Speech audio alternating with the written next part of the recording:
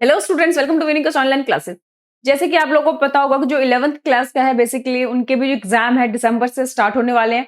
तो उनके भी रिक्वेस्ट आ रहा था कि मैम 11th क्लास के लिए भी एमसीक्यू सीरीज लेकर आइए। तो चलिए ठीक है, हम पॉलिटिकल साइंस के सबसे पहले हम स्टार्ट करते हैं, जिसमें 6 चैप्टर है। फर्स्ट बुक में 3 चैप्टर है, सेकंड बुक में 3 चैप्टर है। तो पहले चैप्टर के एमसीक्यू मैं यहाँ पे डिस्कस करेंगे। उसके साथ लगातार आपको एक चैप्टर के एमसीक्यूज मिलते जाएंगे ताकि आप लोग अच्छे से रिवाइज कर सके और जो दिसंबर में आपको एग्जाम है उसमें टर्म 1 में अच्छा पूरा स्कोर कर सके। चलिए स्टार्ट करते हैं। सबसे पहले फर्स्ट क्वेश्चन है कि dash was the chairman of constitute assembly of India.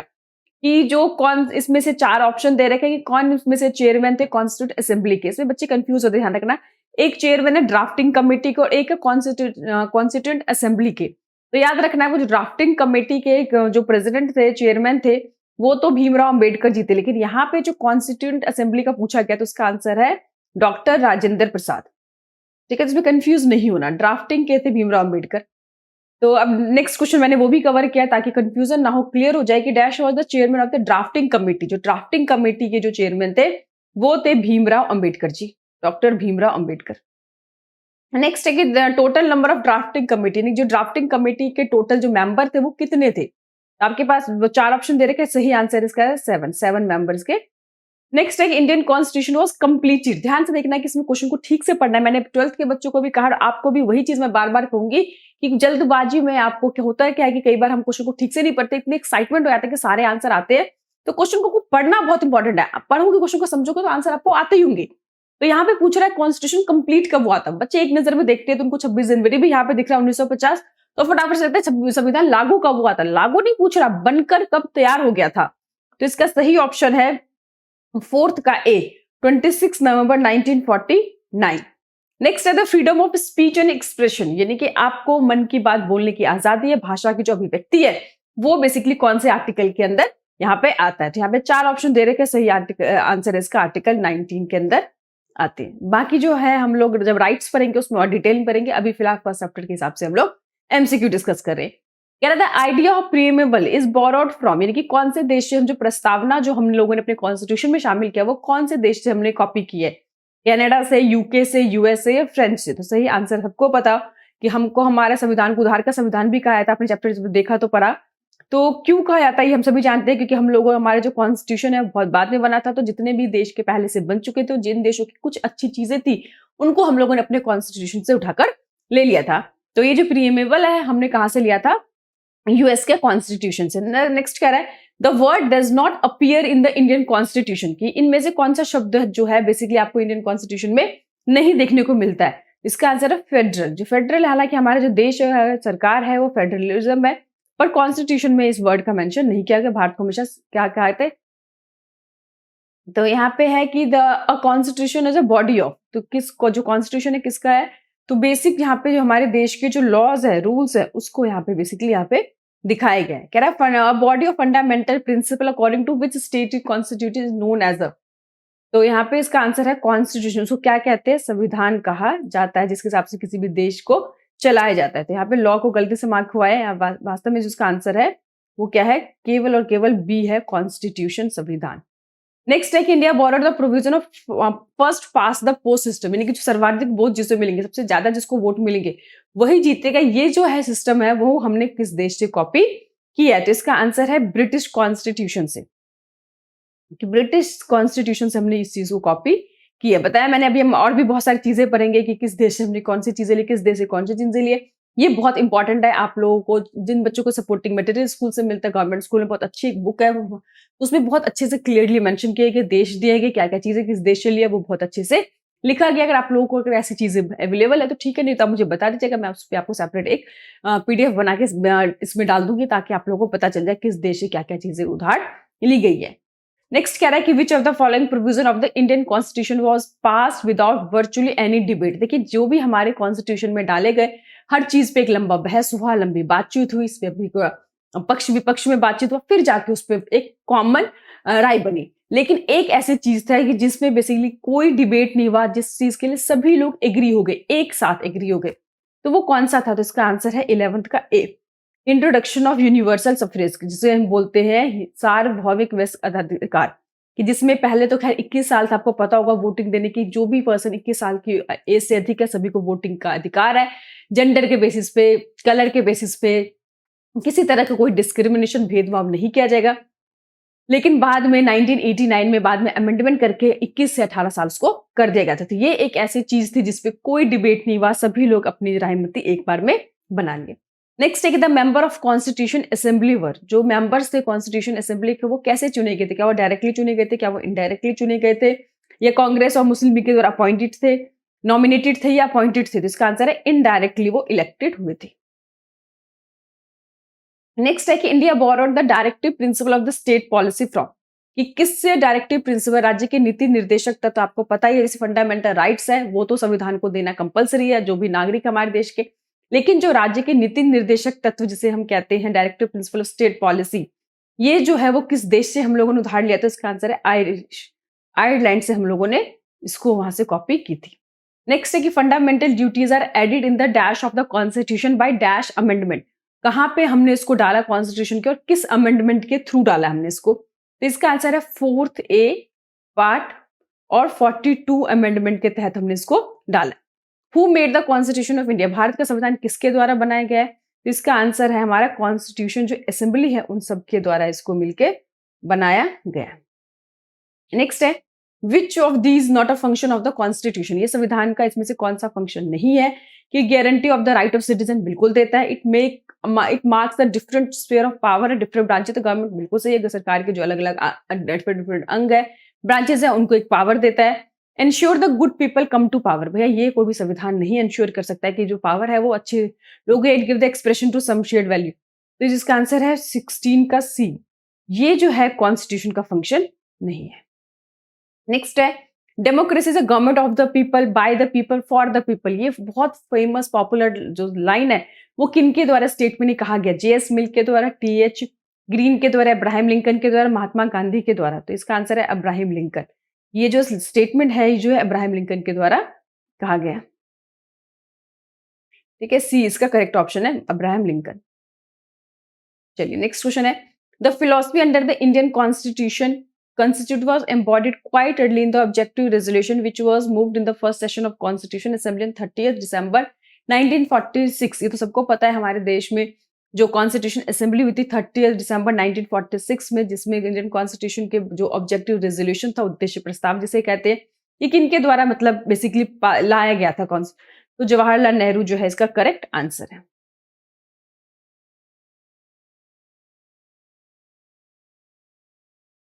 Next है the preamble of our constitution read India is a, जो हमारा प्रीएमेबल है वो कॉन्स्टिट्यूशन को कैसे रीड करता है, किस सीक्वेंस में बेसिकली पूछा गया है? तो इसका जो आंसर है वो C है, sovereign, socialist, secular, democratic, Republic, ये एक सीक्वेंस है, इस तरह से बेसिकली वो रीड करता है। नेक्स्ट है कि the Indian constitution ensure justice in which of the following form, कि हमारे जो जस्टिस है, जो न्याय है, वो किस फॉर्म में मिलेगा? सोशल न्याय मिलेगा, इकोनॉमिक न्याय, पॉलिटिकल, ये ऑल ऑफ द अबव? हमारे कॉन्स्टिट्यूशन क्या करता है? ऑल ऑफ द अबव, कि सभी फॉर्म में।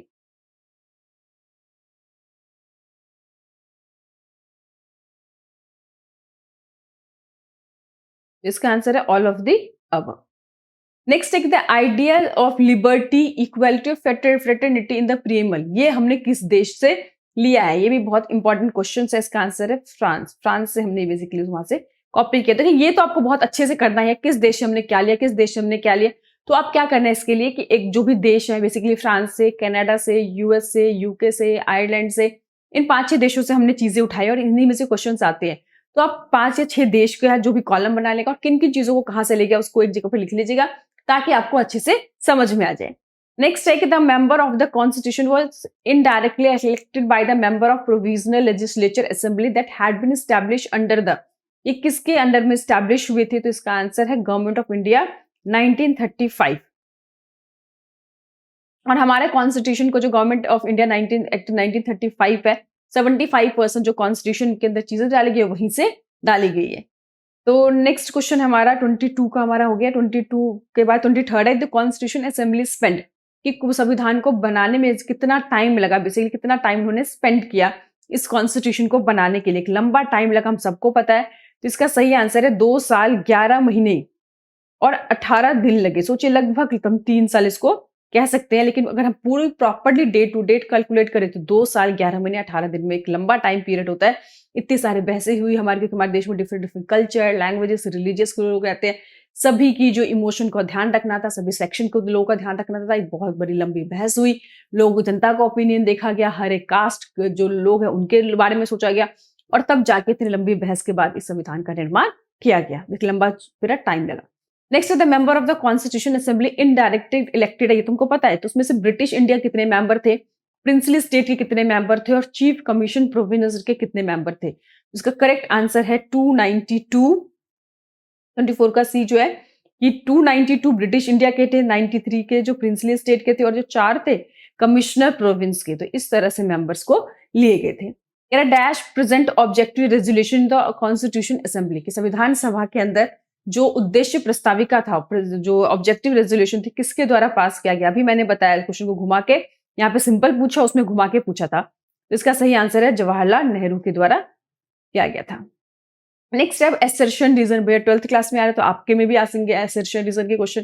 तो एसर्शन कह रहा है कि Indian constitution is a borrowed constitution. बिल्कुल सही है, क्योंकि भारत का जो संविधान है उधार का संविधान कहा गया, क्योंकि बहुत सारी चीजें अलग अलग देशों से हमने उठाई है।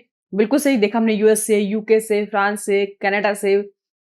तो कह रहा है रीजन दे रखा है कि many provision of the Indian constitution is borrowed from the constitution of different country. बिल्कुल सही है, ये भी स्टेटमेंट ठीक है, लेकिन अब क्या इनके आपस में कोई कनेक्शन बनते हैं? अब हमें वो चेक करना है। एक एक करके स्टेटमेंट तो हमने चेक कर लिया।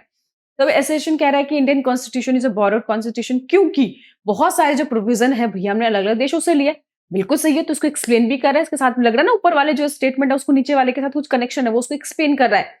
तो इसका क्या हो जाएगा, बोथ एसर्शन और रीजन दोनों ही करेक्ट है, और जो एसर्शन है उसको रीजन क्या कर रहा है, पूरी तरह से एक्सप्लेन भी कर रहा है। तो आपको पहले क्या करना है, एसर्शन रीजन के क्वेश्चन को देखने के लिए एक अलग अलग स्टेटमेंट के रूप में पढ़ेंगे, और फिर देखेंगे ऊपर की जो स्टेटमेंट है नीचे वाले स्टेटमेंट के साथ कुछ कंबाइन करके कुछ रिलेशन बन रहा है क्या, उससे कुछ लेना देना है। अगर लिंक बनता है, उससे कुछ लग रहा है उसमें कनेक्शन है, तो ऑप्शन ए होगा कि भैया दोनों ही स्टेटमेंट ठीक है, लेकिन उसको एक्सप्लेन भी कर रहा है। अगर इंडिविजुअल दोनों स्टेटमेंट तो ठीक है, बट ऊपर नीचे का आपस में कनेक्शन नहीं है, वो अलग स्टेटमेंट वो अलग स्टेटमेंट है, ठीक तो दोनों ही है, बट आपस में कनेक्शन ना हो तो बी हो जाएगा। और अगर एक सही है दूसरा गलत है एक, तो फिर वो आपको पता है सी या डी में से आपका ऑप्शन बनता है। नेक्स्ट कह रहा है कि 389 members present in the first meeting of the constitution assembly. बिल्कुल सही है, 389 हमने देखे अभी कि बन रहे थे। कह रहा है constitution provide set of basic rule to allow the minimum coordination. देखिए एक एक करके हम देखेंगे तो सारे स्टेटमेंट दोनों ही स्टेटमेंट ठीक है, बट आपस में उनका क्या है कि कोई कनेक्शन नहीं है। तो आप लोग मुझे कमेंट करके बताएंगे कि इसमें कौन सा इसका ऑप्शन सही आना चाहिए। इसमें 12th के बच्चों को भी जब मैं क्वेश्चन देती हूँ तो एक दो क्वेश्चन मैं उनके लिए छोड़ के जाती हूँ, बाद में बच्चे पूरी वीडियो देखने के बाद मुझे कमेंट करके बताते हैं, तो मुझे अच्छा लगता है कि चलो बच्चे कुछ पढ़ रहे हैं, एफर्ट कर रहे हैं, नहीं मिल रहा था बुक में ढूंढ रहे हो। तो इससे क्या होता है कि आप लोगों की भी एक रिस्पॉन्सिबिलिटी बनती है कि जो क्वेश्चन नहीं आते उसको साइड में आप रखो, और वही चैप्टर दोबारा से रीड करके उसके आंसर्स को फाइंड करो। और तब भी अगर नहीं मिल रहा तो आप लोग मुझे जरूर कमेंट करके बताइए, फिर मैं उसी क्वेश्चन को नेक्स्ट या तो मैं आपको डिस्क्रिप्शन बॉक्स में आंसर करके दे देती हूँ, या फिर जब हम नई वीडियो स्टार्ट करते हैं जो बच्चे के पुराने डाउट्स होते हैं उसको हम क्लियर करते हैं। तो आप लोगों के साथ भी वही सीक्वेंस हम लोग फॉलो करेंगे। तो लेकिन इसका आंसर मुझे हर 11th के बच्चे से कमेंट बॉक्स में जरूर चाहिए। आपको पता है नहीं पता है ढूंढ के बताओ, नहीं भी ढूंढ पा रहे हो तो भी मुझे जरूर बताओ, क्योंकि क्वेश्चन बहुत ही इंपॉर्टेंट है। चलिए नेक्स्ट क्वेश्चन कह रहा है कि असर्शन की constitution express the fundamental identity of people. ये ठीक है कि कॉन्स्टिट्यूशन जो है हमारा संविधान जो है एक फंडामेंटल आइडेंटिटी देता है हम लोगों को। दूसरा कह रहा है कि जो भारत का कॉन्स्टिट्यूशन है वो 26 नवंबर 1949 को बन गया था, अडॉप्ट हुआ था। तो दोनों ही स्टेटमेंट क्या है आपस में ठीक है, देखिए इसमें भी क्या है कौन सा सही है, इसका भी स्टेटमेंट मैंने बताया दोनों स्टेटमेंट ठीक है। अब इसमें आपको पास पता है कि सी और डी तो बिल्कुल भी नहीं है, तो ए और बी है। ऊपर के स्टेटमेंट पढ़िए, नीचे के स्टेटमेंट पढ़िए, क्या कुछ कनेक्शन दिख रहा है? कनेक्शन दिख रहा है तो फर्स्ट, कनेक्शन नहीं दिख रहा है तो सेकंड। इतना मैंने समझा दिया है, तो फिर आप लोग थोड़ा सा एफर्ट करिए और इसका आंसर मुझे जल्दी से कमेंट बॉक्स में बताइए। नेक्स्ट क्वेश्चन है the constitution assembly of India was set up under the framework. किसके फ्रेमवर्क में, किसके अंडर में ये तैयार हुआ था? Cripps mission, cabinet mission, Simon commission, none of this. तो इसका आंसर है 29 का B, cabinet mission. Next question है कि how many seat were allotted to British India and the princely state. देखा आपने अभी वो फिर से क्वेश्चन को थोड़ा सा चेंज करके यहाँ पे हमने दे दिया है, तो कितना इसका जो सही ऑप्शन है 29 का वो क्या बना? बी, कि 292 93 प्रिंसली स्टेट से, ब्रिटिश इंडिया से 292 और 93 प्रिंसली स्टेट से। नेक्स्ट कह रहे हैं which of the following is describe as the soul of the constitution. Soul of the constitution किसको बेसिकली कहा गया है? क्या फंडामेंटल राइट्स को, ड्यूटी को, डायरेक्टिव प्रिंसिपल को, प्रीमेबल को? तो यहाँ पे कहेंगे प्रीमेबल कहा गया है क्योंकि जो प्रीमेबल है वो कॉन्स्टिट्यूशन का एक तरह से सोल है, उसी के बारे में एक्सप्लेन कर रहा है। Which country has the unwritten constitution? तो ब्रिटेन का जो है वो क्या कॉन्स्टिट्यूशन है? अनरिटन। नेक्स्ट क्वेश्चन है which country has the world's longest written constitution? देश का सबसे जो लॉन्गेस्ट और रिटन है भैया वो हमारे इंडिया का ही आता है, भारत, लेकिन ऑप्शन का इंडिया। नेक्स्ट है कि why does the constitution need to be amend from time to time? आपको पता है हमारे संविधान जो है बनने हुए एक लंबा टाइम हो गया, समय के हिसाब से उससे बहुत सारे अमेंडमेंट किए गए, चेंजेस किए गए, तो आखिर क्यों चेंजेस किए जाते हैं? तो ऑप्शन आपके पास 4 दे रखा है। सही आंसर है कि circumstances change and required suitable changes in constitution, कि जब कॉन्स्टिट्यूशन बने थे उस टाइम की परिस्थिति अलग थी, अब जो है परिस्थिति बदल गई है, तो जो बदलते हुए सिचुएशन उसके हिसाब से हमको क्या करना पड़ता है? कॉन्स्टिट्यूशन में चेंजेस करने पड़ते हैं।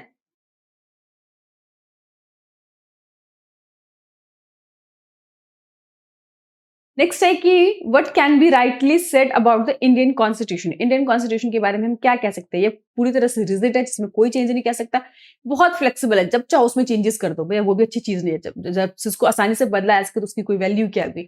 Partial rigid, partial flexible, neither rigid, ना तो रिजिड है ना ही फ्लेक्सिबल। तो हम इसको बोल सकते हैं कि सी, क्योंकि पार्शियल का मतलब क्या है कि कुछ पॉइंट पे रिजिड भी है, कुछ पॉइंट पे फ्लेक्सिबल है। रिजिड इसीलिए कि आसानी से चेंज नहीं कर सकते, और फ्लेक्सिबल इसीलिए कहा गया है क्योंकि बदलती हुई परिस्थिति के हिसाब से इसको हम चेंज भी कर सके। तो इसीलिए कि इतना आसान भी नहीं चेंज करना, लेकिन अगर कोई चीज जरूरी है, देश के नेताओं को लगता है कि ऐसा जरूरी है देश में, तो हमारे देश में क्या होता है कि आपको पता है कि पार्लियामेंट बने हुए हाउसेज है, लोकसभा, राज्यसभा, वहां पे एक रेजोल्यूशन पास होता है, वहां पे जाके चेंजेस को फिर किया जाता है। नेक्स्ट है कि the second 42nd constitution amended added which of the following word in the preamble? Preamble कौन से वर्ड को शामिल किया गया था? तो इसका मतलब है कि सोशलिस्ट, सेकुलर, इंटीग्रिटी, तो इसका आंसर है ऑल ऑफ द अबव, सभी को इसके अंदर। आपको पता है 42nd जो कॉन्स्टिट्यूशन अमेंडमेंट किया गया उसको मिनी कॉन्स्टिट्यूशन भी कहा जाता है। कह रहा what does the term secular in the Indian context? जो सेकुलर वर्ड है इंडियन कंटेक्स्ट के हिसाब से सेकुलर वर्ड का क्या मतलब है? हम जब कहते हैं कि भारत एक सेकुलर कंट्री है, क्योंकि हम हमारे यहाँ पे ऑल रिलीजियंस आर इक्वल, सभी धर्म को इक्वल रखा गया है। सरकार के सामने कोई भी जो सरकार है, स्टेट है, कोई भी किसी तरह को कोई जो ऑफिशियल रिलीजियस नहीं है, जैसे आपको पता है ना कुछ देशों ने ऑफिशियली माना हुआ, जैसे पाकिस्तान का क्या है ऑफिशियली रिलीजियस, इस्लाम को उन्होंने कबूल किया, लेकिन हमारे यहाँ पे लिखा हुआ है कि भारत एक सेकुलर कंट्री है, वो किसी भी धर्म को ऑफिशियल नहीं मानता, सभी धर्म के साथ इक्वल रिस्पेक्ट करता है। हमारे यहाँ पे आपको पता होगा कि जो हिंदू के फेस्टिवल पे छुट्टी होती है तो इस्लाम के फेस्टिवल पे भी छुट्टी होती है। बुद्ध पूर्णिमा को भी इक्वल ही मतलब रिस्पेक्ट से मनाया जाता है, सरकार उसके भी बधाइयां देती है देश को, चाहे क्रिश्चियंस के फेस्टिवल हो, क्रिसमस हो। तो यहाँ पे हर धर्म, हर जाति, हर मजहब के लोगों के साथ इक्वालिटी किया गया है। सरकार ना तो किसी को प्रमोट करती है, ना कोई धर्म के बेसिस पे कोई डिस्क्रिमिनेट करती है। तो इस तरह से भारत को सेकुलर कहा गया। नेक्स्ट है कि the word sovereign mention in the preamble, हमारे देश में जो सोवरेन वर्ड है उसका क्या मतलब है? कि भैया इंडिया जो है फ्री है ओन अफेयर, यानी चाहे इंटरनल हो चाहे एक्सटर्नल हो, भारत के ऊपर किसी तरह के कोई डिसीजन लेने के दबाव नहीं है। भारत अपने घर के अंदरूनी मामले हो चाहे वो बाहरी मामले हो, सभी में इंडिपेंडेंटली फ्रीली अपना डिसीजन वो ले सकती है। Which feature of the Indian constitution is not taken from the American? भैया इसमें से 4 ऑप्शन दे रखे, इसमें से कौन सा जो फीचर है वो भारत ने कॉन्स्टिट्यूशन में बेसिकली अपना नहीं डाला है, अमेरिका से चुरा के नहीं कह सकते, अमेरिका से लेकर। प्रीएमेबल बिल्कुल डाला है, सिंगल सिटीजनशिप ये नहीं है क्योंकि वहां पे डुअल सिटीजनशिप है। जुडिशियल रिव्यू भी अमेरिका से हमने लिया है, फंडामेंटल राइट्स वो भी लिया है। तो वहां पे जो सिंगल सिटीजनशिप हमने लिया है वो बेसिकली अमेरिका से हमने नहीं लिया, क्योंकि अमेरिका में तो डुअल सिटीजनशिप है। नेक्स्ट है the scheme of Indian federalism in Indian constitution की, इंडिया जो फेडरल वर्ड हमने यूज किया वो कौन से संविधान से हमने लिया है? तो इसका आंसर हमने कनाडा से इस चीज को कॉपी किया है। तो यहाँ पे कनाडा है, यूएस से गलती से हुआ है, तो इसका आंसर जो है आंसर कनाडा है। ठीक है, यूएस नहीं है इसका आंसर, कनाडा में फिर से बोल रही हूँ, इसका आंसर है कनाडा। इसको हम हटाए थे यूएस को। ठीक है, आई होप ये आपको समझ में आ गया। 40 क्वेश्चंस है, इससे ज्यादा कुछ क्वेश्चंस बनते नहीं है, बहुत अच्छे क्वेश्चंस है। आप लोग इसी क्वेश्चंस को बार बार अच्छे से कीजिएगा। बाकी मैंने जो इस पूरे चैप्टर के डिटेल नोट्स है 11th की प्लेलिस्ट बनाई हुई है, उसको पहले देखिएगा, उसके बाद उसके एमसीक्यू सॉल्व कीजिएगा।